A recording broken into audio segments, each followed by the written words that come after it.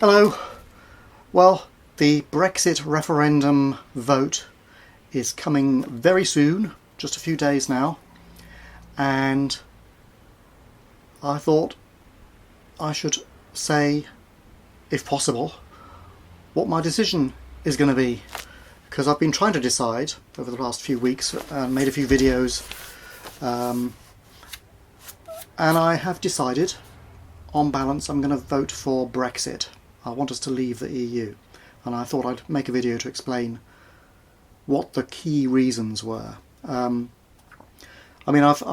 made videos trying to look at the arguments for either side up to now, trying to work out what is important, what isn't important, what's true, what's not true, and I still can't say that I know all the facts at all, but based on what I've been able to figure out from the EU's own websites, from what other people say, putting two and two together and so on, I feel that it's going to be better for Britain to leave the EU. Now, there are a number of considerations. I think the most obvious ones when people are deciding are the economy, immigration, and democracy. Those are the key issues. Now, for me, the main issue is democracy, but I will discuss the others a bit too, because they all have a bearing on it at the end of the day. And I've sort of come to my decision by trawling through all of this stuff, and I'll just say what I've been thinking and what I've been reading, and maybe you'll agree, maybe you'll discover I've got some of my facts wrong still. Make comments. I might be completely wrong, I don't know. If I'm really wrong on some fact, then I'm still open to changing my mind in these last few days. But I think that for me, the economic and immigration considerations are minor, and it's all about democracy. And I realise that Britain is not a perfect democracy. By any means, it's kind of terrible, but I think the EU is more terrible. Okay, and I do think that we need to teach our politicians to respect democracy and to respect the public's opinion, because more and more over the past few years, past few decades indeed, a couple of decades in particular, the government of Britain and of course the EU have been happy to hold the public opinion in contempt. I mean, going back to the Iraq War and even beyond that, obviously they were doing things which everybody knew was against mass public opinion, and they were going ahead and doing it anyway. And I think it's about time we taught them that that is not on. And first step is to exit the EU. They must learn that we know when we are being held in contempt, and we will not put up with it indefinitely. So, first, economic considerations. There's no doubt. I mean, obviously nobody knows what will happen if Britain exits the EU, or if it stays in, actually. Everybody's making forecasts which are false because nobody knows. But common sense tells you that there's got to be some economic risk to making a change. Obviously, there is a risk of a recession if we vote Brexit. Now, the recession will not happen straight away. It's going to take us at least 2 years to leave. It could take longer to leave, but David Cameron has kind of said he's going to press the button right away, which is annoying and unnecessary, but if he does it, then we will have 2 years and we will be out. In a sense, that maybe there's some sense to that, because why poodle about wasting time? Let's get on with it. Maybe he thinks the big corporations that he supports can handle it, and the hell with small businesses. That's kind of the way things have been in recent years. And what are the economic risks? Well, a recession, most likely in 3 years' time, say, if we push the exit button. Not 2, but 3, not right away, it would happen over time. But it has to be said, we're kind of due a recession anyway. We haven't, since the big crash of 2008, we have been struggling to recover. The EU zone is flatlining, it has not recovered. And their crises of the euro currency continue unresolved. They're just kind of kicking the can forwards, hoping that it'll settle out over time. But they're not growing. Certain individual countries are, but the zone as a whole is not. Britain is. Britain has the most growth of any of the European Union countries. But obviously there is a risk of recession. Recession is indeed likely, I would say, because in changed economic circumstances, companies are going to have to reorganise. The big companies will go into merger and acquisition activity. 1 or 2 of them will shift their headquarters out of the country, maybe. Good riddance, I think. Maybe it will not make a big difference because they'll still need zillions of employees over here for most part. Smaller companies may actually be put at something of an advantage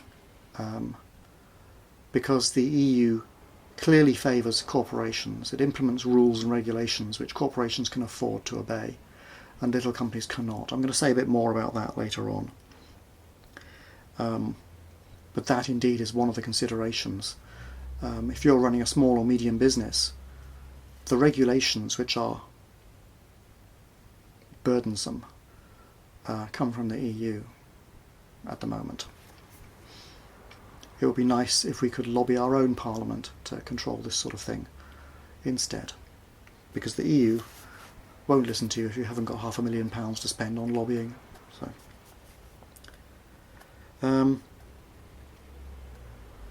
there's another thing which is going to change, which is also going to cause recessions, which is going to happen whether we stay in or whether we leave.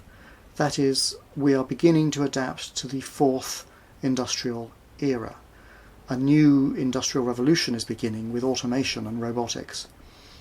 And, for instance, Foxconn in China is robotising its factories, and it's going to replace, I think, 60,000 employees starting right now. And this is going to be happening more and more around the world, and in Britain. And unskilled and maybe some highly skilled jobs are going to be replaced in big numbers over time. And I think I did a video about this recently, but I can't even remember. I've got it written down, but whether did I do it, I don't know. But bear that in mind. There's going to be some reorganisation, a lot of reorganisation over the next 10 years, no matter what. Now, it may be blamed by people on us leaving the EU, but that's not true. It is happening anyway. So we can expect big recessions from that, big reorganisation of industry, and be ready for it.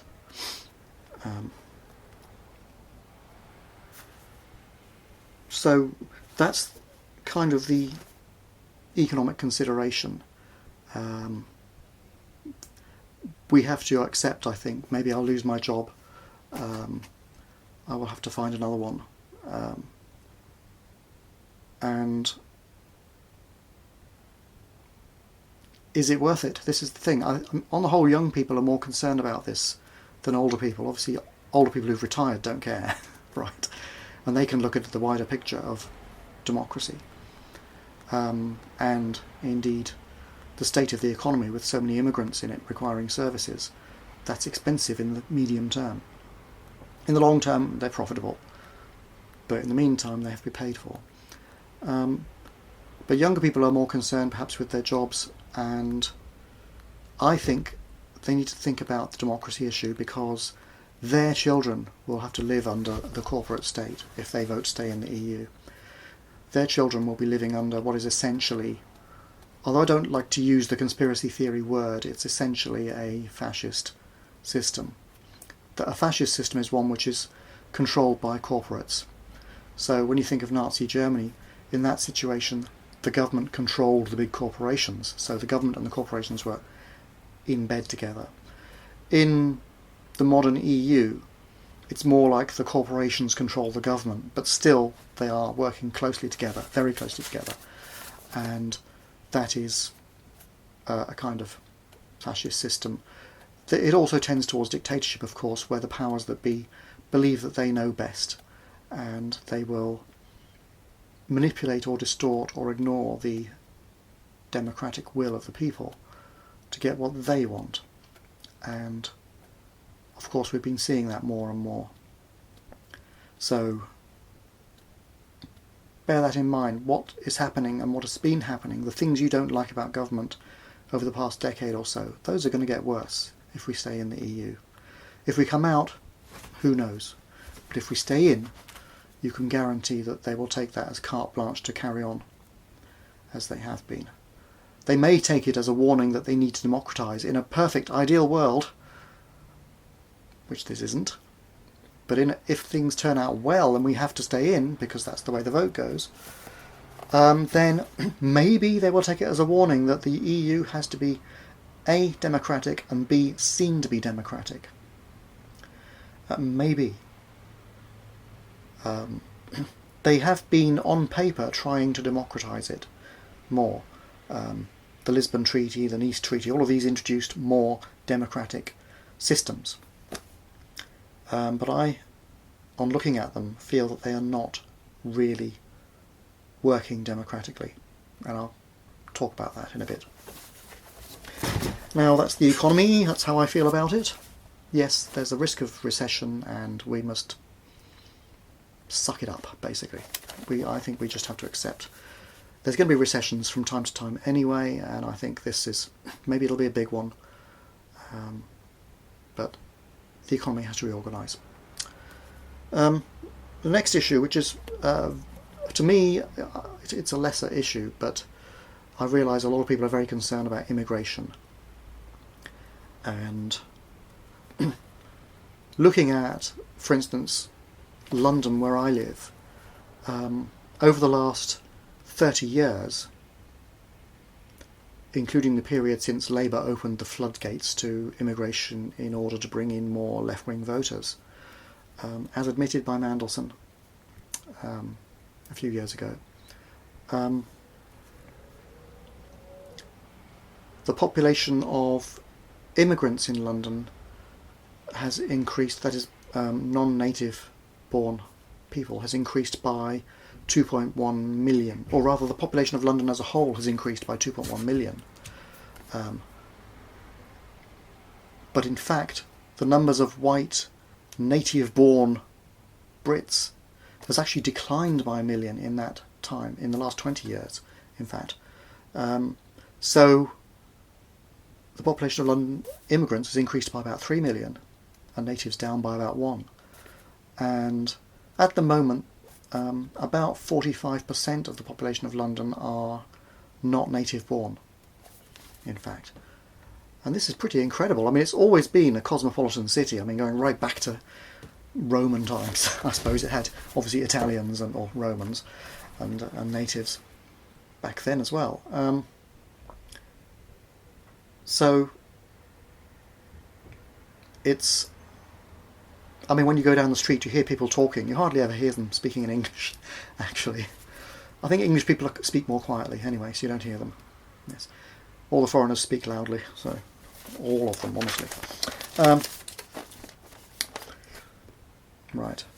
So I think Brexit will not actually alter immigration very much, because London is a magnet for jobs, and it still will be.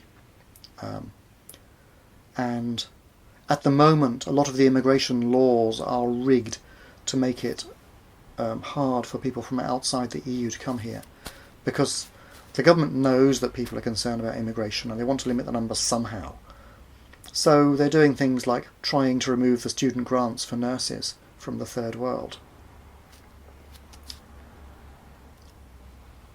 So, really.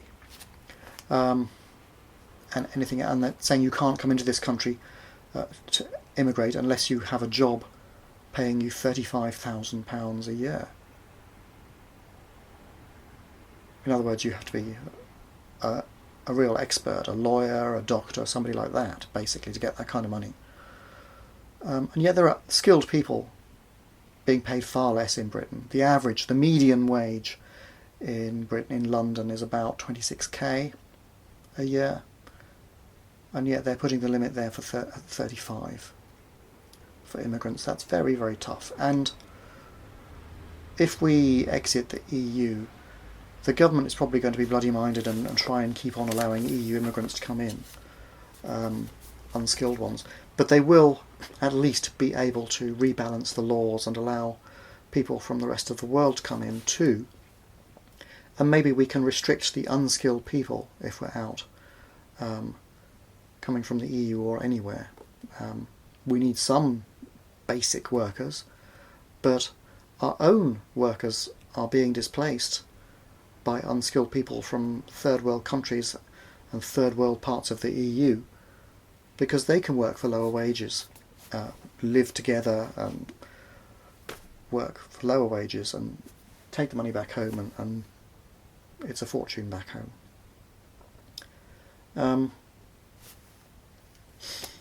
So immigration, I think, will probably still happen, but it will be more under our control. Maybe we'll have to kick out a government or two to get it to happen, but that's feasible. Within the EU, it's just not feasible at all. We know already that they're not prepared to reform those rules. And, I mean, living in London, it's easy to see that immigration is having an effect.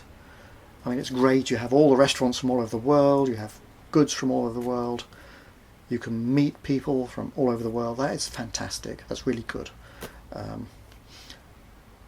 But property prices are crazy in London. You've seen my video diary the other week where that stupid dilapidated garage sold for, what was it, £400,000. I mean, what was it? I don't know. Yet, even though lending is difficult since the 2008 recession, it's really hard. You have to put down a very high deposit. The average first-time buyer has put up 40% of the price of the house as a deposit to get even a loan from the banks. They really don't want to lend money out at the moment. Yet, prices are still going up. Why? Demand is greater than supply. Simple. Immigration is one. There are wealthy immigrants coming here. There's capital flight. Wealthy people from totalitarian states like China and Russia are trying to preserve their money by investing it here. There's a lot of that money, and it's coming here. And so obviously the high end of the market is going up, and the buy-to-let market is being bought up by these people. And again, demand is exceeding supply.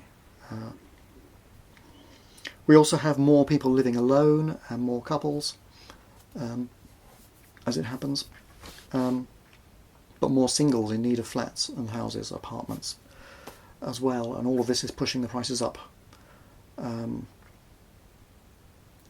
And the government is not, although they talk about it, they're not actually interested in building enough homes to meet the demand, because of the people in the property market, only 10% are first-time buyers trying to buy a home.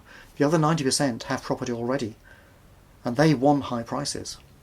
So, although the government pays lip service to it, and they come out with some half-baked schemes which really just get more people into debt who can't afford it, they don't want to change the status quo. It's talk, and that's all it is. There's no political will to improve the housing market. giving us some control over immigration may have some influence on that, but I think the housing market is pretty independent of the EU. Not entirely, but mostly. It will probably result in some reduction in demand, but not enough. And of course, there's a lot of resistance to new build estates from locals anyway, so the government also doesn't want to go against those voters too much.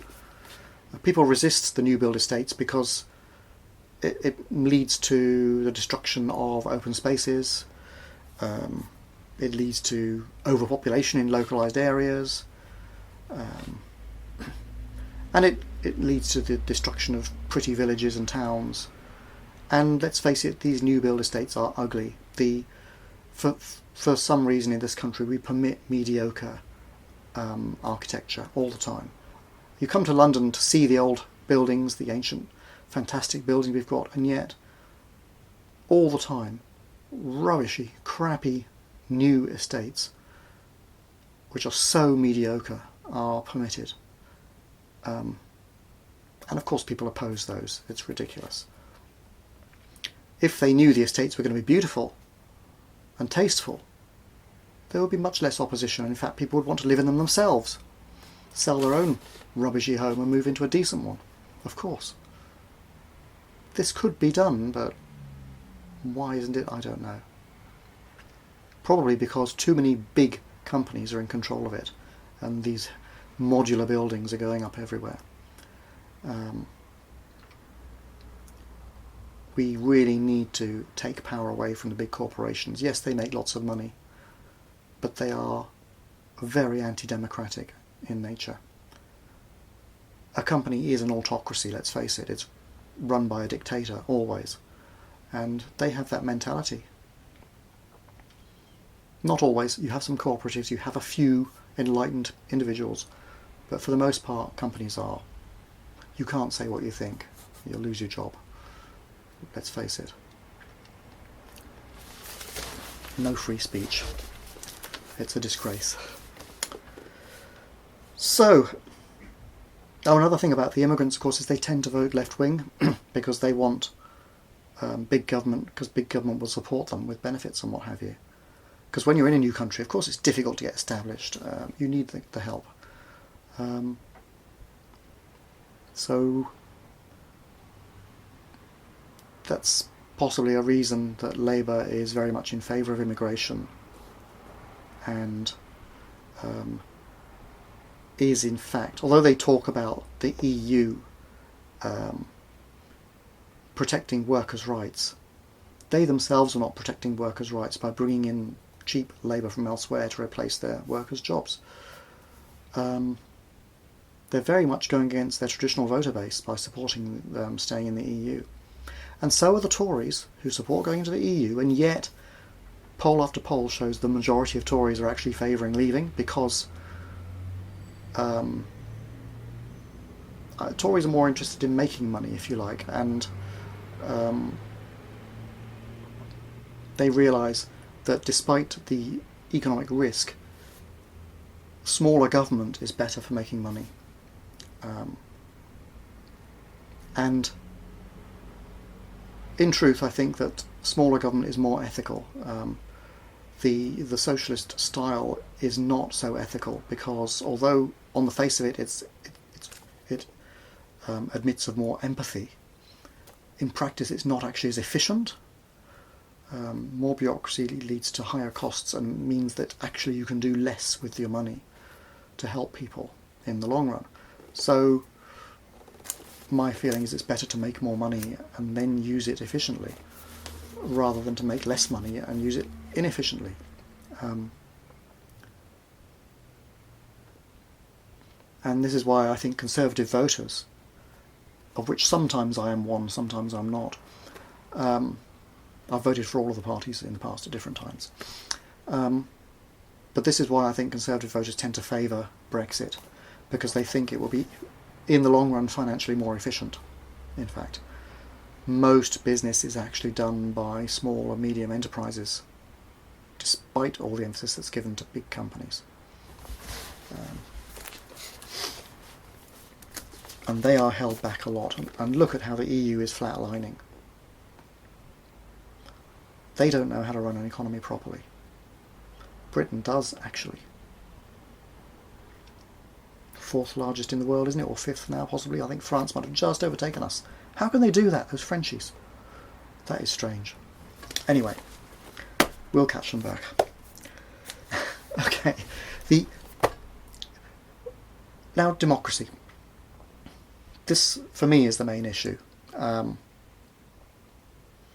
UK has a really ancient democratic tradition, way back in the times of King Alfred the Great and all these lot, before the Norman Frenchies invaded us in 1066.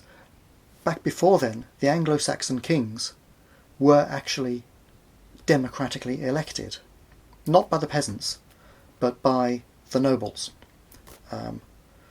They would choose the king from among themselves, and that way you had a legitimate king who was broadly accepted. Then the Normans invaded and imposed their own kings upon us, in fact. However, after a while the democratic tradition kind of reasserted itself when the nobles imposed the Magna Carta on King John. That resulted in trial by jury, and it became a constitutional requirement that justice could not be unreasonably delayed. You couldn't just throw someone in jail and leave them there to rot. You had to charge them after a period of time. You have laws like habeas corpus, as it's known these days, where the police have to charge someone within a week in most cases, or let them go. This kind of tradition is deeply rooted in Britain and not deeply rooted in Europe, which, let's face it, had a fascist dictatorship in the 20th century, dominating all of it by force, and had independent fascist parties in Spain, in Italy, in the south of France, Vichy France, in Romania, Bulgaria, and of course across Eastern Europe after the Russians invaded after World War II. There is not such, by any means, a deeply rooted tradition of democracy there. And the Eurocrats, for sure, are not democratically inclined. Barroso is an ex-communist, for example. And there can be democratic communism, but from those old days it was not democratic. It was fascistic in nature. It was dictatorial in nature. They know what's best, therefore if you disagree you are wrong and you must die. That was the kind of communism of those days. It was a religion. Same as religions today, which regard apostates as and heretics as worthy of dying. The rule of reason and the rule of law was not a big priority. And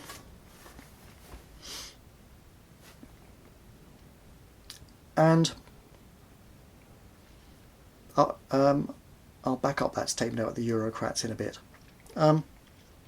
In Britain, not only did we have the Magna Carta, but in the 17th century we had the Glorious Revolution, where absolute monarchy was deposed. King Charles had his head chopped off because he defied Parliament, and Parliament originally set up a republic under Oliver Cromwell as Lord Protector. But once he died, they reinstated the monarchy, but it was not any longer an absolute monarchy. It was a constitutional monarchy with strictly limited powers, advisory powers only, and the power to sack Parliament, but has to be pretty careful about that. If it does it too often, it will be put down. The Queen knows that.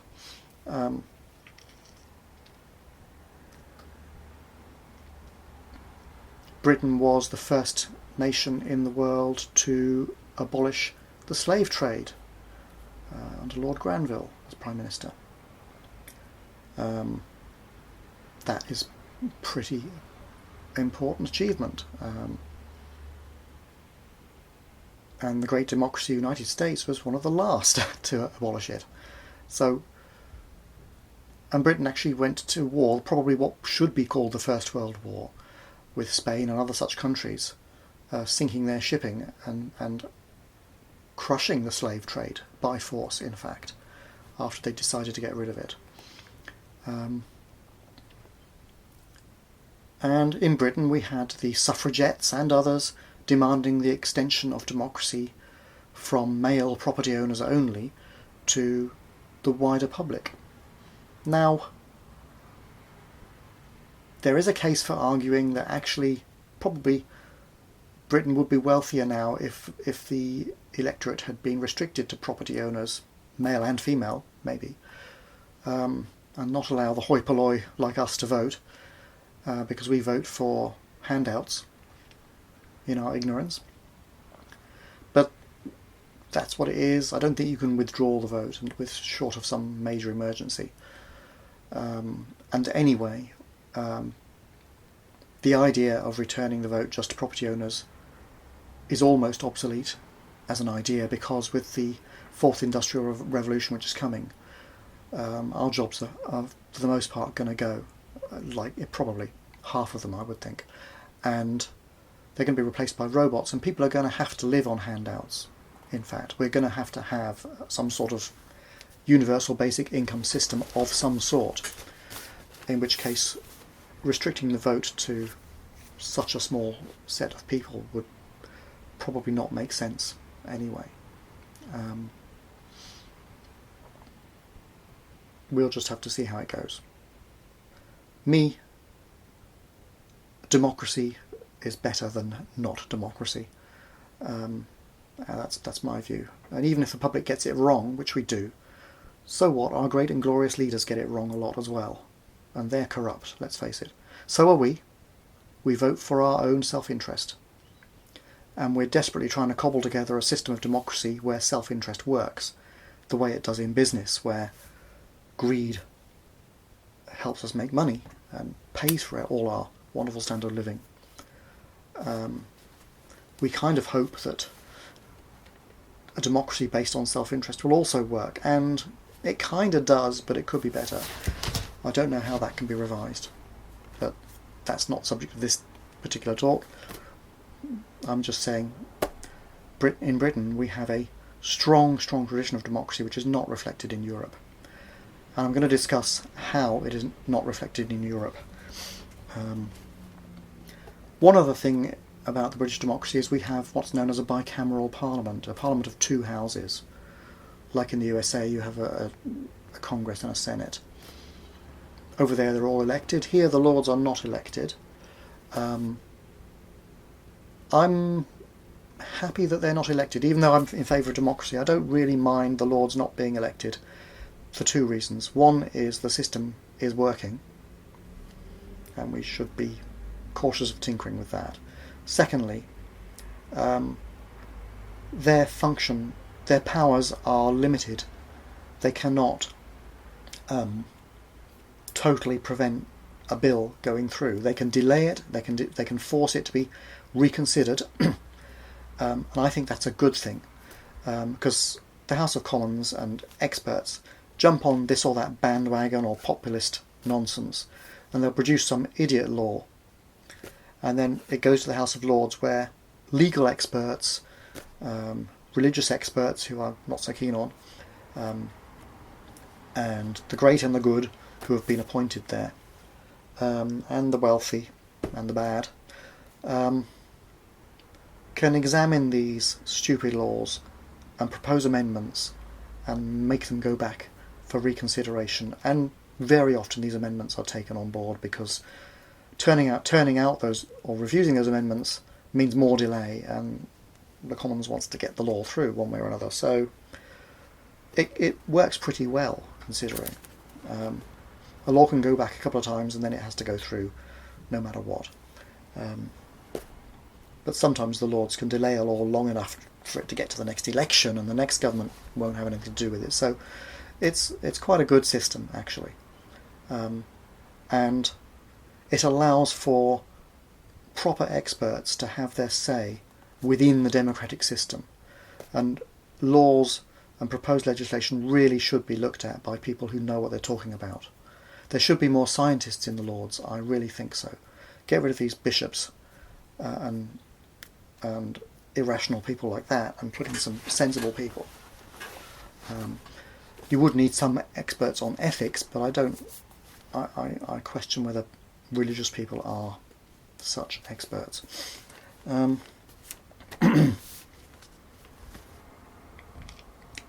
So, the EU, I talked about it ignoring democracy. There are a couple of instances which really, to me, make all the difference. And there's some of their procedures which are very, very bad as well. Now, to be fair, they have been implementing rules and new systems of governance which, on the face of it, are increasing democracy. So, the Treaty of Nice, I think they introduced the EU Parliament, gave it more powers, and things of this sort. Okay, and juggled the Constitution about. And with the Treaty of Lisbon, in effect, the EU became a nation state. It implemented all of the elements of a state, and gave the Parliament more powers. But it seems to me that those powers are being abused and manipulated in a non-democratic way, and, on top of it, the Lisbon Treaty in particular was undemocratically introduced. What happened was, in 2005, a new EU constitution was proposed. And because of the nature of their laws, France and the Netherlands had to have a referendum on this constitution, and they voted no to it. And one of the EU commissionaires said at the time, if France votes yes, we carry on. If France votes no, we continue. And yet the EU constitution, as it was such that should any country vote no, that constitution should have been dead. But no. Instead what they did, they turned it into a treaty, the Lisbon Treaty, and as it turned out, because of the way the rules of constitution was in Ireland had to have a referendum on the Lisbon Treaty. And in 2008, they voted no. Again. Okay. So, in 2009, after negotiating some opt-outs, they voted yes, and the Lisbon Treaty was accepted. But, in that second vote, the yes campaign was given 70% of the airtime, contrary to Irish law, and only 30% of the airtime was given to the no campaign. And indeed the yes campaign had 10 times as much funding as the no campaign. So that's suspicious. Anyway, the Lisbon Treaty, strictly, because it includes pretty much all of what was in the EU Constitution, it should actually be illegal because the Constitution was voted against. And just implementing the same things in a different way is still breaking the law, in my mind. It is undemocratic and illegal. And yes, it introduced some new powers for Parliament and it did some things which may be increasing democracy. But people didn't want those particular systems, right? Maybe it should have been done in some other way. Whatever. The no vote was treated with absolute contempt. And this is what our leaders, our unelected leaders in the EU Commission, think of us. There can be no mistaking that, I think.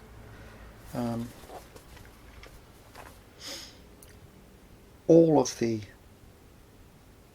important features of that constitution are now in place.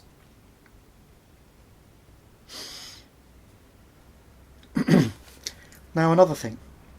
A lot of the most indeed of the policies which the EU Council and the Council of Ministers debate are kind of decided in advance in what are known as trilogues. Trilogues in France, but trilogues elsewhere. That is where usually a member of the EU Parliament, the President of the EU Council and the President of the Commission get together and discuss the issue. Now you can see my video about the case against Brexit for what the EU Council and whatnot are. But basically, in summary, the EU Council is two things. There's a council of the Prime Ministers of the various countries, 28 of them, and there's also it also holds meetings as Council of Ministers where, say, the finance ministers all get together or the agriculture ministers all get together. They have meetings like that as well. So that's the EU Council. The Commission is like the civil service, except it's very powerful. It proposes laws. The Council and the Parliament can ask the Commission to propose laws, but the Commission does the proposal. And prior to now, the EU Council, its decisions, being like nominally the head of the EU, like when all our prime ministers get together in a summit meeting in Europe, they're going to the EU Council. They decide on something, and that is binding on the EU. They decide on a policy. The Commission has to create some laws based on that policy, and the Parliament then votes on it, and the Council also votes on the proposed law. It kind of goes in a circle. But when the EU Council meets, here's the trick.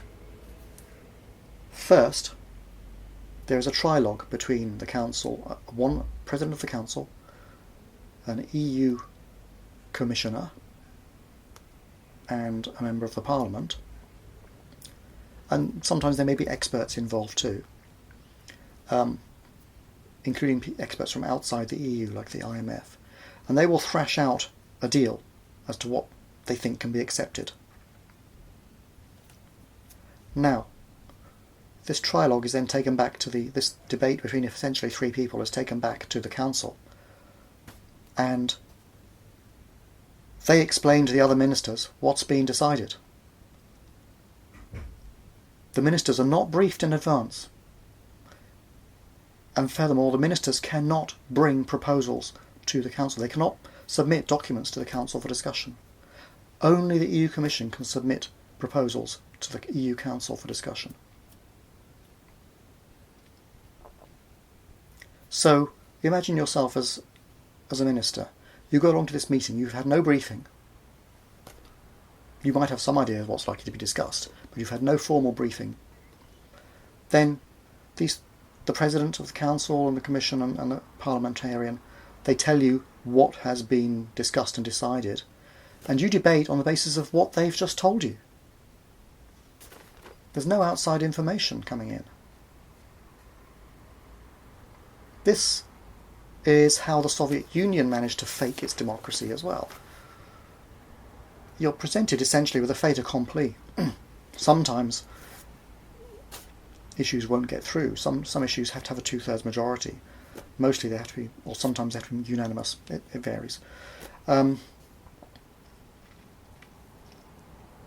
But this is not a way to have a true and fair discussion of an issue.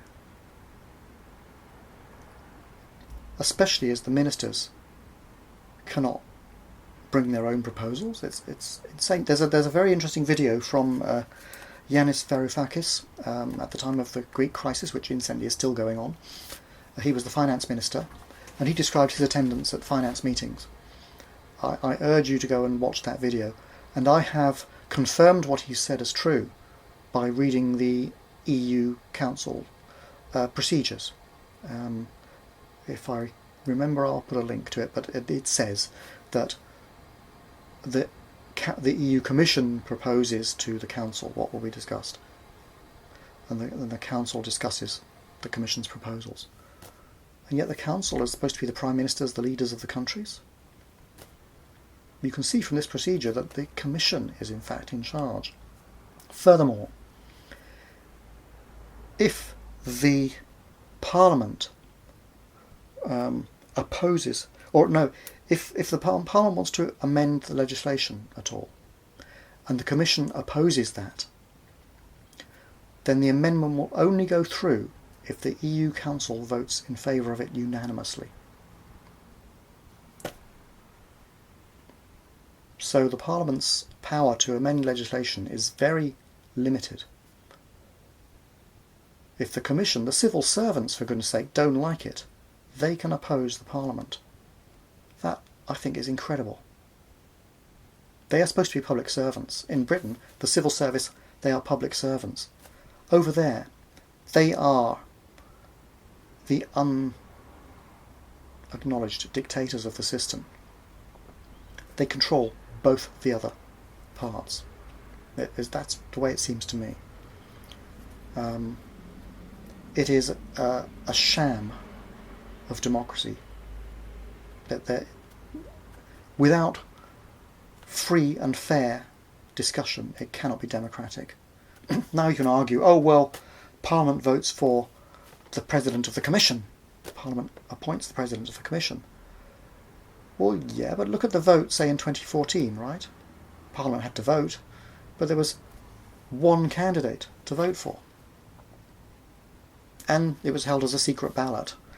Parliament is supposed to be open to the public, right? But it was held as a secret ballot. Are they afraid that it is so corrupt that they can be pressured into voting one way or another? Surely. It's again, this is what happened in the Soviet Union. You'd vote for the President of the Supreme Soviet or whatever, and there would be a candidate, and you'd vote for him. Okay, fine. This is it's completely unacceptable to me. Just think what this means for you if your country is being governed by people like this who really don't give a damn what you think and just want to implement what they think, right or wrong. For example, what have they done with the fishing industry in Britain, which used to be thriving and is now a rump less than 10% of the size that it used to be, because our territorial waters have been parcelled out to the rest of the EU, and 28 nations can now fish there if they want to. And they've all got quotas, and they're devastating the fish stocks.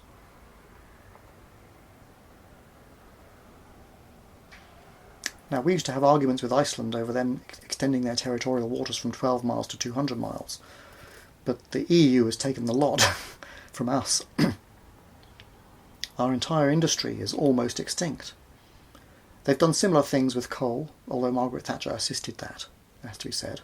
And I agree with her. The coal industry, the unions were trying to bring down elected governments, and I will have no truck with that.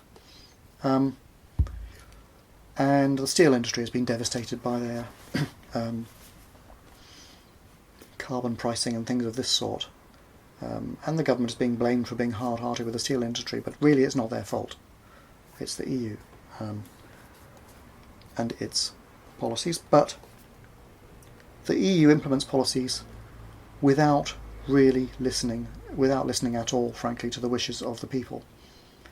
And there is no mechanism for repealing a law either. In the British Parliament, the Parliament has the power to repeal any law, no matter what. Within the European system, there is no such power. If the EU Commission wants to change a law, I guess maybe there's some way of doing it. But the Parliament, the elected Parliament, has no power to do this. Neither does the EU Council.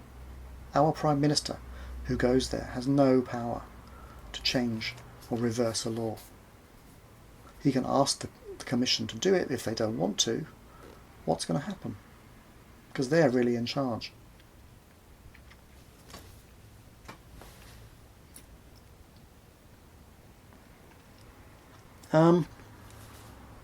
Well, I think I've covered it basically.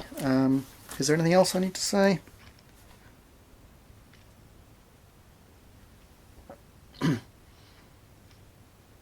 No, I've decided that, I mean, there are, as I say, in summary, there are economic risks to leaving, but there are good reasons for thinking we might be better off, especially small and medium enterprise, which is the bulk of the economy, should thrive after some reorganisation. Maybe I should say one thing about corporate lobbying within the EU and the TTIP, International Trade Agreement, which they're negotiating with the United States and which our government is actually in favour of anyway. They're in favour of anything which helps their corporate friends. And this is a bad thing. At least under a local democracy we have more chance of changing that. With the Commission in favour of it, we have little chance of stopping it, I think. There have been some hold-ups due to protests, so maybe. However, at the moment, the way things work is that big corporations have a lot of power in Europe. As I say, it's a fascist system. They can lobby, same as in the United States. They can lobby because they have the money, the Commission, about laws that they want.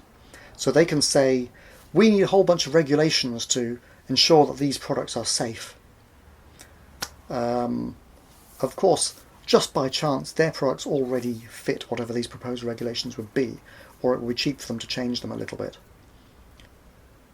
And the regulations get implemented, and hundreds of small companies all over Europe cannot afford to change their products or do the testing that's required in order to comply with these regulations. Or if they bear the costs, it stops them from growing, it forces them to struggle in the market. So what these corporations are doing by implementing these kinds of laws is crushing the competition, basically. They're preventing competition, which is a bad thing for a free market. Supposedly the EU is a free market. So, for instance, if you were one of these people who likes to buy alternative medicines, whether you think they really work or whether they're just placebos, doesn't matter. You might have noticed over the past few years that the number of companies producing these products has declined dramatically. You can only now buy, for the most part, those products being made by the big companies and the pharmaceutical companies, in fact, who lobbied for regulations controlling alternative medicines. And the small companies, your favourite vitamins or whatever, they've gone. They cannot afford this hugely expensive testing, which is unnecessary because the things have been on the market for years, and which is where they're already known to be safe in most cases. I can see a case for testing things for safety, but that wasn't the reason it was done. It was done, of course, because the corporations can handle it and their competition cannot. There are ways of implementing testing so that small companies can afford it. Government testing centres can be set up for this sort of thing, and it can be done under the taxes. It doesn't have to be done by little companies who can't possibly afford hundreds of thousands of pounds for testing every single product and making it comply in weight and size with some random requirement of a corporation. Not at all. Is there something else?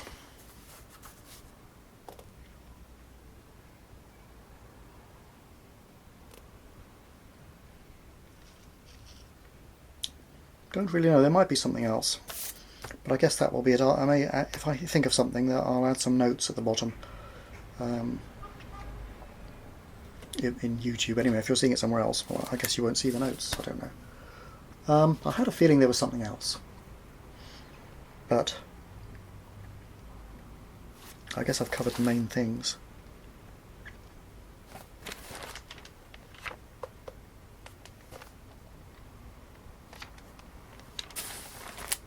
Yeah, so